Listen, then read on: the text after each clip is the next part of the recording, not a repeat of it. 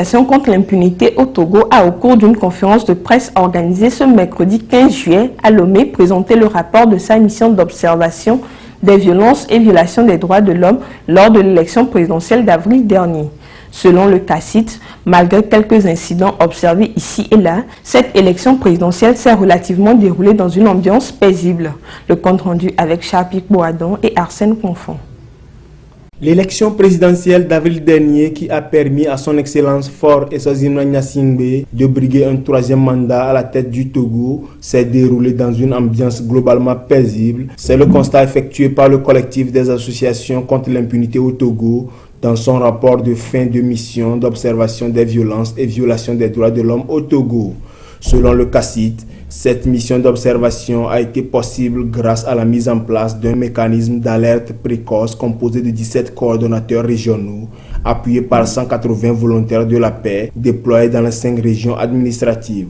Au-delà de ce constat général d'apaisement, le mécanisme du CACIT a noté quelques violences d'ordre verbal, physique et psychologique avant, pendant et après les élections, violences provenant des responsables politiques, des militants de partis politiques, des affrontements entre partisans et opposants au boycott de l'élection présidentielle. Pour un avenir plus meilleur et dans le but de consolider une infrastructure durable de paix et améliorer les futurs processus électoraux, le CACIT a formulé des recommandations qui sont également prises en compte dans l'accord politique global APG et les résolutions de la Commission Vérité, Justice et Réconciliation CVJR. Contrairement à l'observation commune que les organisations font et qui se limite simplement au processus strict de l'élection, nous avons pris plutôt une période de 6 mois, donc bien avant les élections et bien après les élections, pour pouvoir d'abord, avant les élections, baliser le chemin entièrement et après les élections, véritablement faire le point pour proposer des mesures pour qu'à l'avenir, nos élections soient beaucoup plus apaisées, soient entièrement avec violence zéro, violation des droits de l'homme zéro, pour que nous puissions nous sentir fiers d'avoir avancé sur le plan démocratique et de renforcement de l'état de droit. Aujourd'hui,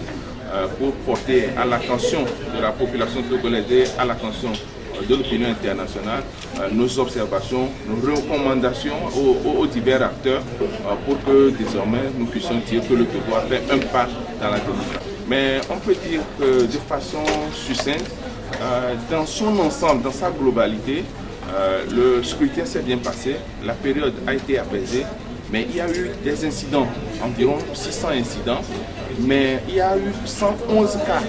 de violation, de violences, que ce soit des violences verbales, que ce soit des violences psychologiques, que ce soit des violences physiques. Heureusement, la seule victoire que nous pouvons dire, que ça nous l'avons, c'est qu'il n'y a pas eu de perte de vie humaine. Et donc c'est un acquis que nous devons consolider ensemble avec tous les autres acteurs de la société civile. Ce rapport vient s'ajouter au regard de satisfaction observé par l'ambassadeur d'Allemagne et celui de la France au Togo, qui n'a pas manqué de faire mention dans son message lors de la célébration du 14 juillet, la prise de la Bastille.